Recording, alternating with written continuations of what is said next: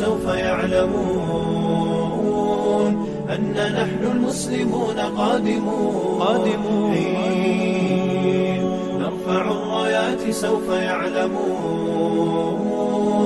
أن نحن المسلمون قادمون تشهد الأيام عنا والسنون فاسألوا الأكوان عنا من نكون. Kesan peperangan terhadap kanak-kanak Syria dianggap yang paling dahsyat pernah terjadi dalam sejarah. Data tabung kanak-kanak... Ya, sebelum ni kita cuma dengar, kita cuma tengok di YouTube, di berita.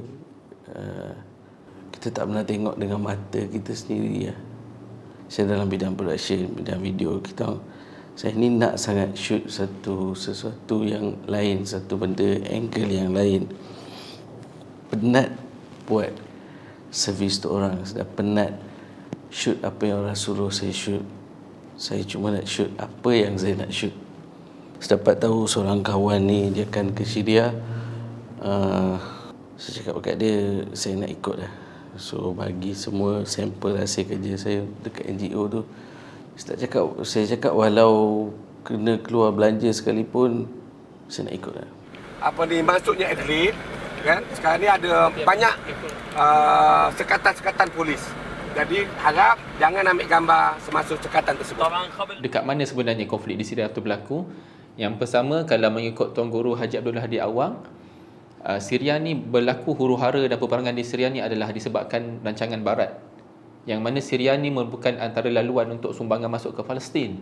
Jadi untuk dia menyekat kemarahan pejuang-pejuang Islam di Palestin tu, dia kena sekat dulu jalan-jalan untuk yang menyebabkan bantuan sampai ke Palestin.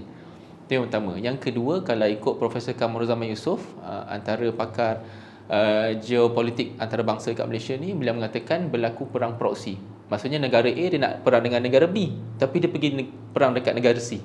Begitu juga yang berlaku di Yaman dan di Syria, maknanya berlaku perang proksi antara negara-negara kuasa dunia tetapi berlaku dalam negara Islam.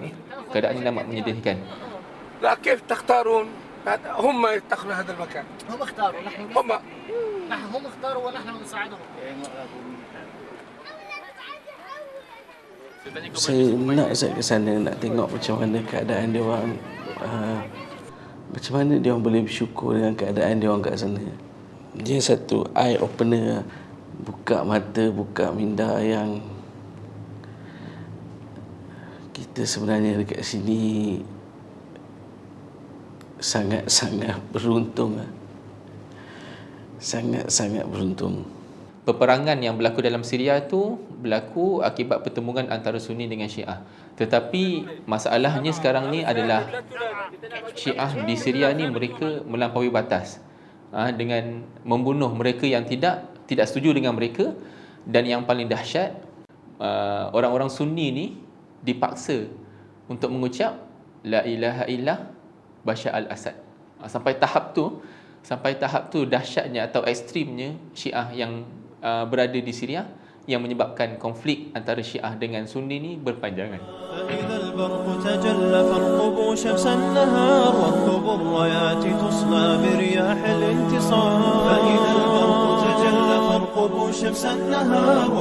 Bila balik daripada misi hari tu, saya jumpa beberapa orang kawan, dia tahu saya pergi ke Turki, pergi ke Syria kan. Dia kata, macam mana Syria hari ni? Saya beritahu dua benda.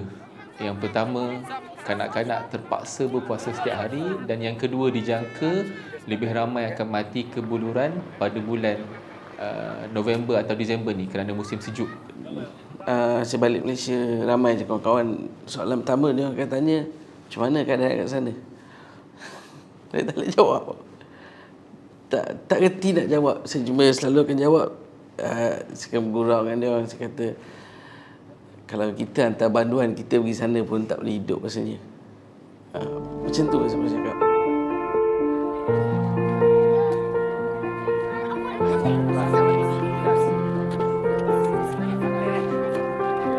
Adalah berlaku satu peristiwa di mana sekumpulan kanak-kanak, dia ialah kanak-kanak kan, umur 10-15 tahun, dia ambil macam spray cat tu kan, spray dekat dinding. Dia kata Bashar jahat kan, pemimpin jahat. Dan perkara tersebut diketahui oleh tentera, dan tentera menangkap anak-anak kecil ini Dan apa yang terjadi kepada anak-anak ni, mereka dibawa ke penjara atau mereka dibawa ke satu pusat tahanan, diseksa dengan cara macam mana, dicabut kuku dia, kuku tangan, kuku kaki dia satu persatu, dan kebanyakan mereka tidak pulang ke rumah, dan yang pulang ke rumah hanyalah tubuh badan yang tidak lagi bernyawa.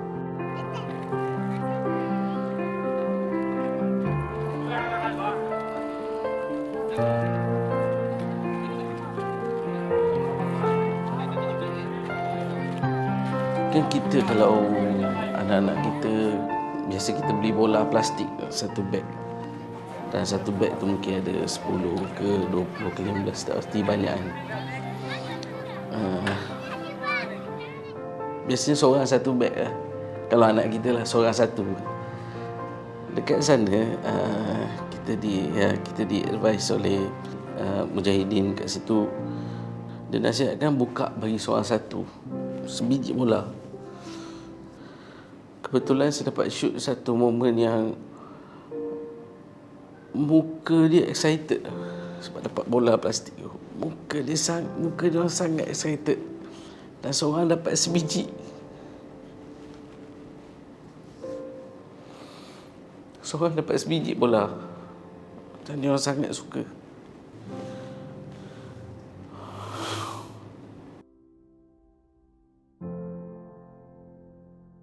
Alhamdulillah, MCG kita bekerjasama dengan IHH, sebuah NGO yang terbesar di Turki dan mendapat sokongan kerajaan Turki bagi menjalankan kerja-kerja bantuan kemanusiaan. Jadi IHH ni dia mula ditubuhkan sewaktu Perang Bosnia dulu. Maknanya lebih 30 tahun dah NGO ni. Jadi tak pelik kalau kita datang tu, kita pun kagum kan lihat sistem macam mana mereka menguruskan rumah anak yatim mereka, macam mana mereka boleh ada gudang, mereka ada 7 kilang-kilang roti untuk supply atau untuk menyediakan makanan kepada peladan-peladan Syria ni. Sebab apa? Sebab mereka telah berpengalaman lebih 30 tahun. Jadi itu sebabnya mereka mampu untuk berdiri dengan sangat-sangat teguh ataupun berjaya meraih sokongan dan perhatian dunia dengan kerja-kerja kemanusiaan yang mereka buat, disebabkan pengalaman mereka yang telah cukup lama dalam bidang NGO. Dan kami MCG memang memandang IHH ni sebagai salah satu benchmark ataupun bagaimana untuk kami menggerakkan NGO kami ke arah yang lebih profesional dan lebih dipercayai. هذا المصنع تطلع كم في اليوم يعني؟ هذا 24 jam boleh bagi 24 jam boleh buat apa ni proses tu. Tapi sekali proses dia boleh menyediakan 44,000. انقضى عهد وولى وانتهى ليل الظلام صفحة فينا ستطوى كسنين من ركام. انقضى عهد وولى وانتهى ليل الظلام صفحة فينا ستطوى كسنين من ركام. أمتي سيأتي يوم ستري وتسمعين أن نصري سوف يبكي. Sebab kadang-kadang kita punya mata ni atau perhatian kita ni mudah tersentuh bila tengok budak-budak. Tapi kita terlupa mak budak, ayah budak pun semua pun memerlukan bantuan. Jadi bila kita tengok kanak-kanak kan, kita teruja ataupun kita sangat sedih, jadi kita beli makanan pakaian untuk kanak-kanak je. Sedangkan kanak-kanak tu dijaga oleh ibu mereka yang juga memerlukan bantuan. Jadi dengan adanya rakan kerjasama di lapangan, mereka yang akan menentukan, okey, untuk ibu ada bahagiannya, untuk ayah ada bahagiannya, untuk anak ada bahagiannya. Jadi begitulah indahnya sebenarnya proses ni. Jadi kita kena trust the process, trust the NGOs, trust semua sahabat-sahabat kita yang menghantar bantuan ni, dan kita sama-sama jangan lupa berdoa agar semua kerja buat ni kan dilancarkan dan kita dapat sebenarnya membantu rakyat Syria seperti yang kita harapkan. Angel bang.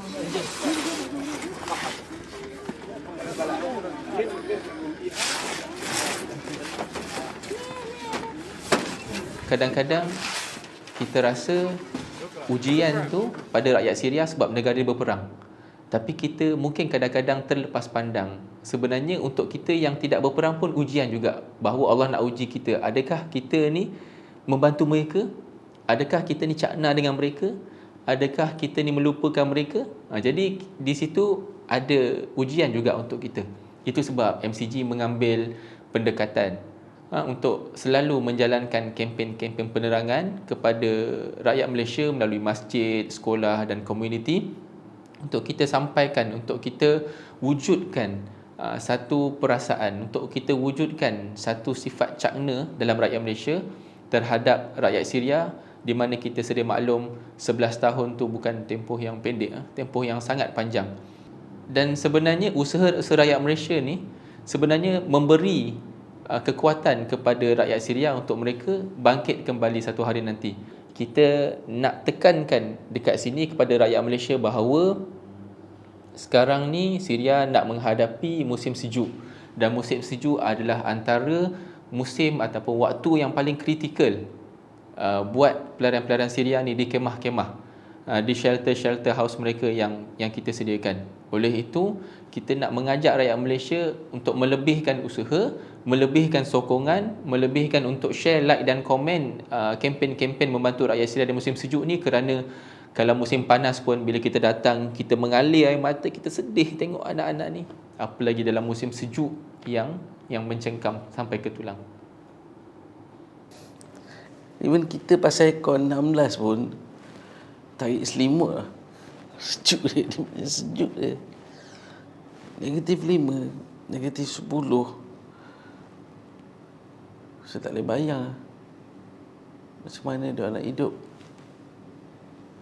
Dia orang ada satu keluarga tu, dia bercerita dengan ustaz yang kita bawa ni, dia cakap dia orang dah reda.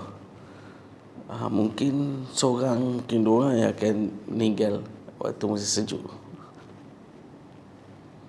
Kepada seluruh rakyat Malaysia dan sesiapa sahaja yang menonton video ini, Syria semakin dilupakan. 11 tahun yang amat memeritkan buat mereka, tetapi jangan pernah kita tinggalkan doa buat saudara-saudara kita di Syria, yang mana saya selalu sebut dalam penutup ceramah-ceramah saya di masjid-masjid dan ceramah-ceramah saya berkaitan isu Syria. Ya Allah, bantulah saudara-saudara kami di mana saja mereka berada, ya Allah, khususnya saudara-saudara kami di Syria, di Palestin, di Rohingya dan lain-lain. Mudah-mudahan Allah Subhanahu Wa Taala bukan saja memberikan bantuan kepada mereka, tetapi kita juga mendapat bantuan, dimurahkan rezeki untuk kita membantu lebih banyak kepada saudara-saudara kita yang memerlukan di mana sahaja mereka berada. Alhamdulillah, Malaysia tamam. يطرد اليأس ذليلا من عزائم الرجال، من عزائم الرجال.